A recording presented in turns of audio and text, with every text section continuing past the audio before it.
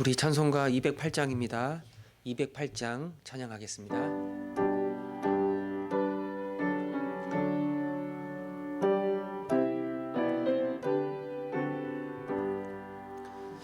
내 주의 나라와 주 계신 성전과 피 흘려 사신 교회를 늘 사랑합니다.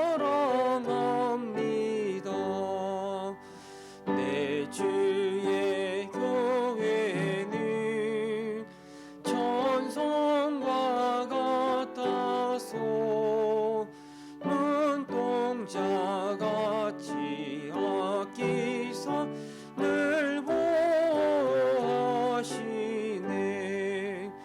이 교회 위하여 눈물과 기도로 내 생명 다하기까지 늘 봉사합니다.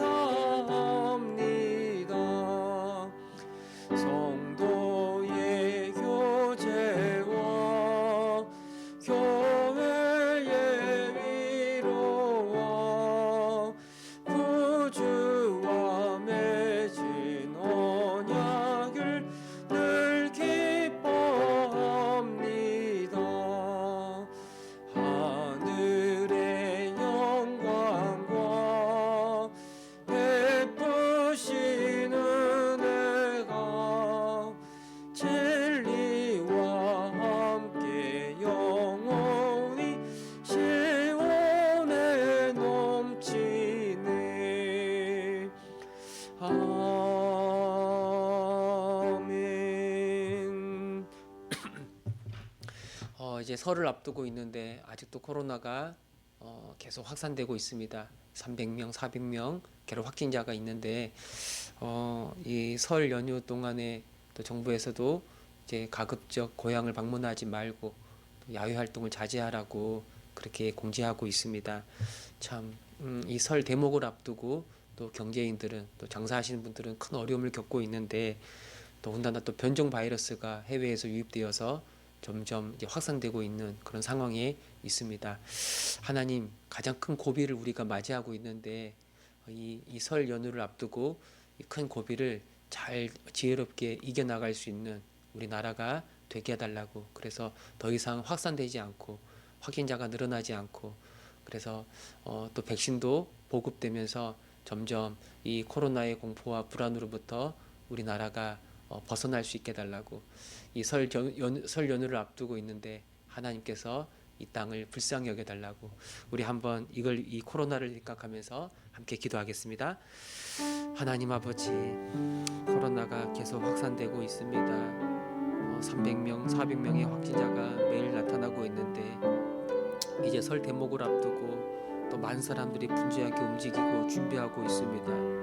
혹시나 정부에서도 더 확산되지 않을까 걱정되어서 가급적 고향 방문을 자제하고 사적인 모임을 금지하고 여러 가지 조치를 취하고 있습니다.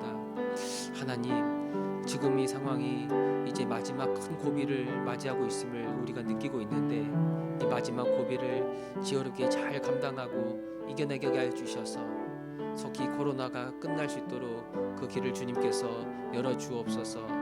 이번 설 연휴를 지혜롭게 보내게 하여 주시고 그래서 확산이 더 이상 일어나지 않게 하여 주시고 또 변종 바이러스가 우리나라에 들어와 있는데 더 이상 이것이 확진되지 않도록 확산되지 아니하도록 하나님께서 붙잡아 주시고 이 모든 것으로부터 잠잠히 자유로워질 수 있도록 은혜 베풀어 주옵소서.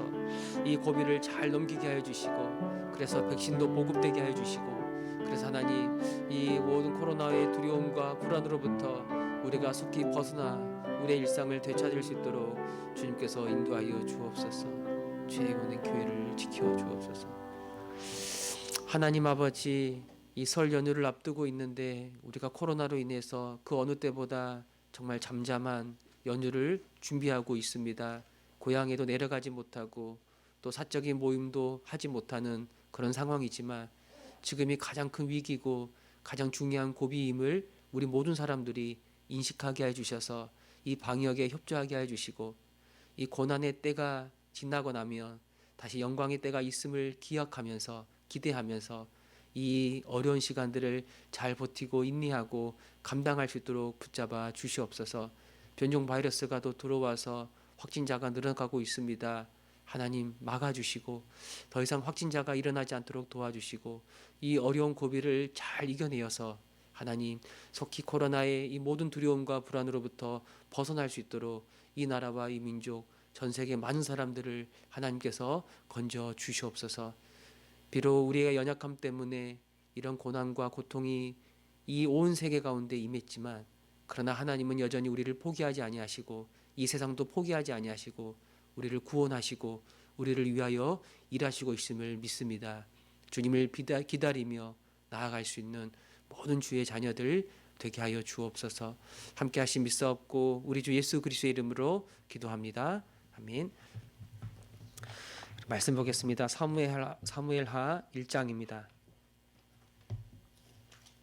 사무엘하 1장 우리 17절에서 27절 말씀 보겠습니다. 사무엘하 1장 17절에서 27절 한 절씩 교독하겠습니다. 다윗이 이 슬픈 노래로 사울과 그의 아들 요나단을 조상하고 명령하여 그것을 유다 족속에게 가르치라 하였으니 곧 활노래라 야살의 책에 기록되었으되 이스라엘아 내 영광이 산 위에서 죽임을 당하였도다. 오호라 두 용서가 엎드려졌도다. 이 일을 가드에도 알리지 말며 아스글론 거리에도 전파하지 말지어다. 블레셋 사람들의 딸들이 즐거워할까? 할례받지 못한 자들의 딸이 개가를 부를까 염려로다. 길보아 산들아 너희 위에 이슬과 비가 내리지 아니하며 재물 낼 밥도 없을지어다. 거기서 두 용사의 방패가 버린 바 됨이니라. 곧 사울의 방패가 기름 부음을 받지 아니함 같이 됨이로다. 죽은 자의 피에서 용사의 기름에서 요나단의 활이 뒤로 물러가지 아니하였으며 사울의 칼이 헛되이 돌아오지 아니하였도다. 사울과 요나단이 생전에 사랑스럽고 아름다운 자이더니 죽을 때에도 서로 떠나지 아니하였도다. 그들은 독수리보다 빠르고 사자보다 강하였도다. 이스라엘 딸들아 사울을 슬퍼하여 울지어다. 그가 붉은 옷으로 너희에게 화려하게 입혔고 금놀이개를 너희 옷에 채웠도다. 오호라 두 용소가 전쟁 중에 엎드려졌도다. 요나단이 내 산 위에서 죽임을 당하였도다.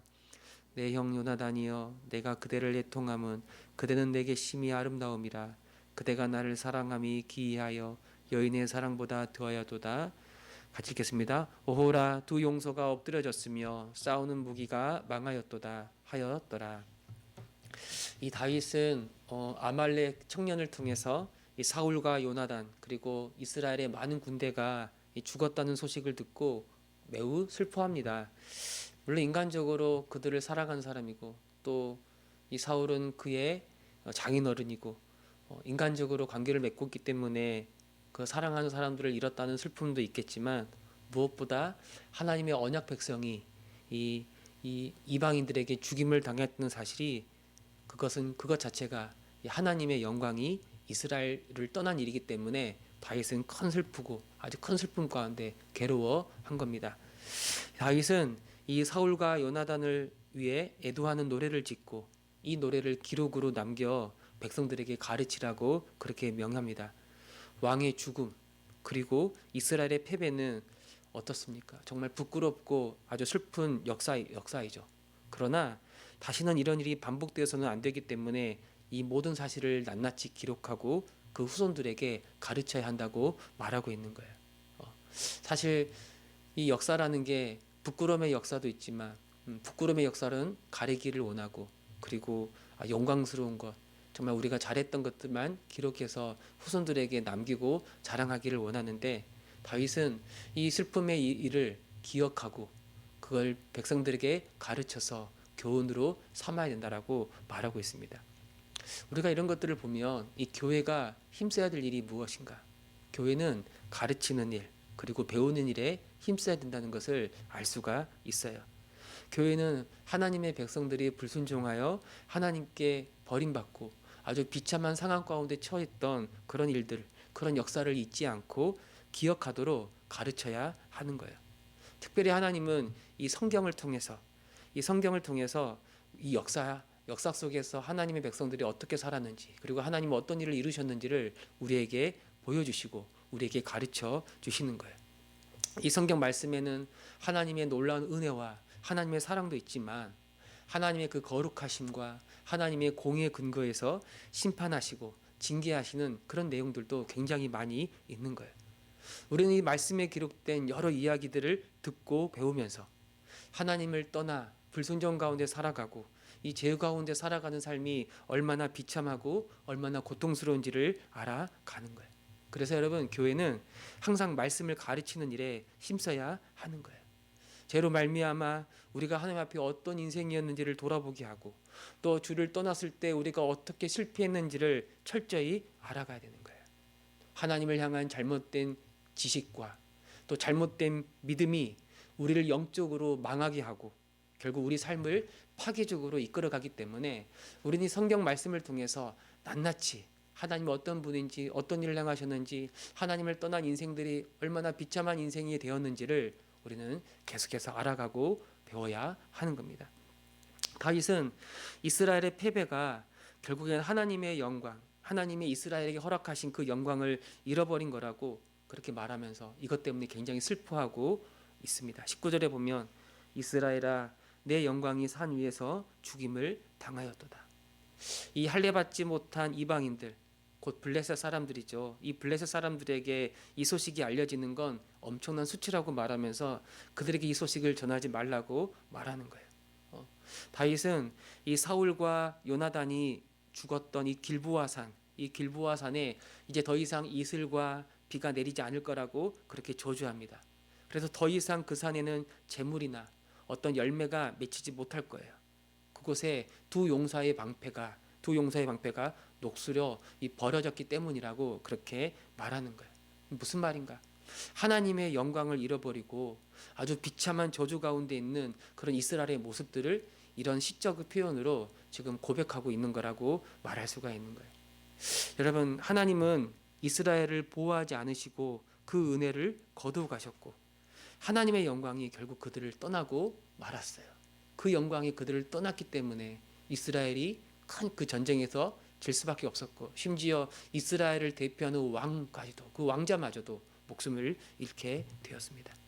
여러분, 사실 이런 일은 교회 역사 속에서 계속 반복되고 있죠. 반복되고 있어요. 교회가 하나님을 두려워하지 않고 이 세상을 따라갈 때 하나님은 하나님의 영을 거두시고 하나님의 그 촛대를 다른 곳으로 옮기는 거예요. 하나님의 영광을 가볍게 여기고 하나님의 뜻을 소홀히 여길 때 그리고 자기 영광을 살아가는 그런 우상숭배적 삶을 살아갈 때 하나님은 더 이상 그 교회와 함께할 수가 없는 거예요. 우리가 이 말씀들, 이 사울과 이스라엘 백성들 가운데 일어나는 일들을 생각해 볼 때 현재 우리의 모습은 어떤지를 돌아볼 수 있어야 되는 거예요. 이 세상과 이 모든 사람 앞에 빛과 소금으로서 하나님의 영광을 드러내야 될 교회가 오히려 세상의 멸시와 세상의 비난의 대상이 되고 있고 오히려 개혁의 대상이 되고 있는 그런 시대를 우리가 살고 있지 않습니까? 그렇다면 우리는 이 정말 하나님을 두려워하고 정말 하나님을 믿고 정말 하나님의 영광을 위해서 살고 있는지를 생각해 봐야 하는 거예요. 교회가 큰 건물이 있고 교세가 크고 교세가 많고 교세가 대단하고 어떤 세상적 권력을 교회가 가졌다고 그래서 정말 화려하다고 해서 하더라도 그 교회에 주님의 영광이 떠나면 주님이 임마누엘로 함께하지 않으면 우리의 마지막도 결국엔 하나님의 심판을 피해갈 수가 없는 거죠. 다윗은 이 슬픔의 역사를 기록하고 그걸 가르치라고 말하는 거예요. 교회는 하나님의 백성이라도 하나님을 떠난 인생이 얼마나 비참한지를 철저히 가르치고 이걸 배우고 기억해야 하는 거예요. 이 사실을 우리가 배우고 알고 그래서 늘 겸손하고 늘 주님의 영광을 위해 우리가 살아간다면 여러분, 우리가 어떻게 이 세상의 헛된 영광을 구하며 살아갈 수 있겠습니까? 물론 잠깐 넘어질 수 있어요. 그러나 넘어질 수 있지만 다시 주의 말씀이 우리를 붙잡고 우리가 가야 할 거룩한 길로 교회를 이끌어 가는 거예요. 근데 왜 그렇게 살지 못하는가? 왜 그렇게 살지 못하는가? 왜 그런 감각이 없는가? 네. 우리가 배우려 하지 않기 때문에, 우리가 주의 말씀에 귀를 기울여 하지 않기 때문에, 주님의 그 말씀을 우리를 향한, 나를 향한 주님의 경고의 말씀으로 진지하게 받아들이지 않기 때문에, 그리고 결정적으로는 우리가 주님을 믿는다라고 말하지만 사실은 주님을 믿지 않기 때문이라고 우리는 말할 수가 있는 거죠. 다윗은 이 하나님이 함께했던 이스라엘의 영광을 생각하면서 떠올리면서 또 노래를 하고 있습니다. 지금은 그 영광을 잃어버렸지만 이전에는 정말 참으로 놀라운 아주 능력의 영광, 은혜였다라고 말하는 거예요. 사울과 요나단은 어떤 사람이었습니까? 대단히 영맹스럽고 아주 날쌘 사람들이었어요. 대적에게 칼을 휘두르거나 대적에게 활을 쏘면 반드시 승리를 얻었던 그런 사람들이었어요. 그들은 이스라엘 백성들에게 아름다움과 풍요로움을 가져다 두었고, 그들 서로에도 아주 사랑과 우정이 넘쳤던 그런 사람이었어요. 바로 하나님이 함께 하셨을 때, 하나님이 그들과 함께 하셨을 때 그들이 누렸던 그 영광이 얼마나 위대하고 얼마나 아름다웠는지를 다윗이 기억하면서 이렇게 노래하고 있는 거예요. 여러분, 이런 아름다움의 모습은 이 사울이 타락하여 하나님을 떠나고 하나님도 그를 버려 악령이 그를 지배할 때 그때의 그런 모습이 아니겠죠. 그가 그 이전에 그가 겸손히 하나님을 섬기고 그를 통해서 이스라엘이 큰 영광을 얻게 되고 큰 승리를 얻게 되고 하나님의 아름다움을 누리게 되었을 때 바로 그때를 우리에게 보여주고 있는 거죠. 여러분, 하나님의 영광이 함께할 때 교회는 강한 대적들을 물리치고 외적으로는 우리를 위협하는 악한 것들을 물리치고 내적으로는 서로 사랑하고 서로를 귀하게 여기고 한 몸으로 살아가는 거예요. 바로 하나님의 복을 함께 누리며 부족함이 없는 그런 복된 세상을 살아가는 것. 바로 하나님이 그 영광 가운데 우리 가운데 계시고 그분의 통치 가운데 우리가 순종하며 살아갈 때 이런 복을 누리는 거라고 말하고 있는 것입니다. 여러분, 우리가 예수 안에서 구원받아 하나님의 자녀가 되고 언제나 하나님과 동행하는 사람들, 바로 그들에게 하나님의 그 영광으로 우리와 함께 하시는 거예요. 우리가 예수님을 우리의 주님으로 고백할 때 우리는 하나님의 그 영광 안에 들어가 살아가는 거예요. 그때 이 주님의 영광 안에 있는 신자들의 아주 분명한 특징이 있습니다. 그게 무엇이냐? 바로 죄와 싸우는 것. 죄와 싸우는 것. 영적인 전쟁에 있다는 사실을 우리가 늘 알고 그래서 이 죄를 분별하고 날마다 이 죄와 싸우고 있는가? 이 영적인 전쟁 가운데 날마다 임하고 있는가?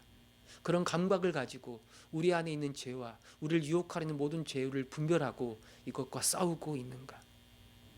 또 내가 일상에서 만나는 내 지체들, 내 이웃들을 생각하면서 그들을 위해 나를 내어주고 그들을 돕고자 사랑하고자 그들을 섬기고자 하는가? 한 사람이 온전해지고 한 사람이 아름다워지도록 기꺼이 내 삶을 그를 위해 내어주고 있는가? 내어주고 있는가? 여러분, 이것이 바로 주의 영광 안에 있는 신자의 아주 거룩하고 빛난 모습이라고 말할 수가 있는 거예요. 바로 하나님의 나라가 나를 통해서 우리를 통해서 우리 삶 가운데 실현된다라고 말하는 거예요. 혹시 우리가 이렇게 살지 않다면 우린 정말 심각한 상태에 빠져 있다고 말할 수가 있는 거예요. 죄에 대한 감각이 없고 이런 영적 전쟁에 싸우지도 못하고 늘 넘어지고 늘 죄 가운데 허덕거리며 근데 죄 가운데 살아감에도 불구하고 내가 죄 가운데 있다라는 것도 알지 못하는 상태.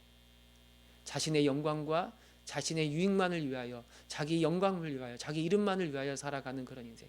내 주위에 있는 사람들에겐 관심도 없고 그들이 하나님의 사람으로 온전해지고자 내 삶을 드리는 일에는 전혀 자기를 드리지 않는 인생. 이건 정말 심각한 상태라고 말할 수가 있는 겁니다. 어떻게 해야 하는가? 이 말씀들을 기억하고 이 말씀들을 통해서 하나님을 떠난 인생이 어떤 인생인지를 아주 분명하게 보고 그 마지막이 어떠한지를 우리가 기억할 때 그리고 다시 주 앞에 엎드릴 때 우린 다시 죄 앞에 서게 되고 죄와 싸우게 되고 주님의 뜻을 따라서 다른 사람을 위하여 내 삶을 내어드리는 그런 거룩한 길을 걸어갈 수가 있는 겁니다. 주님, 우리를 불쌍히 여겨주시고 나를 불쌍히 여겨주시고 나를 깨워주시고 날마다 깨어있게 해주셔서 날마다 영적 전쟁에서 승리하게 하시고 날마다 주님의 인도함을 따라 내 주변의 일상의 사람들을 섬기고 주의 영광을 날마다 경험하는 하나님의 자녀가 되게 하여 주옵소서. 오늘 새벽 이 말씀으로 기도하며 나아가는 저와 여러분 우리 모두가 되시기를 소망합니다.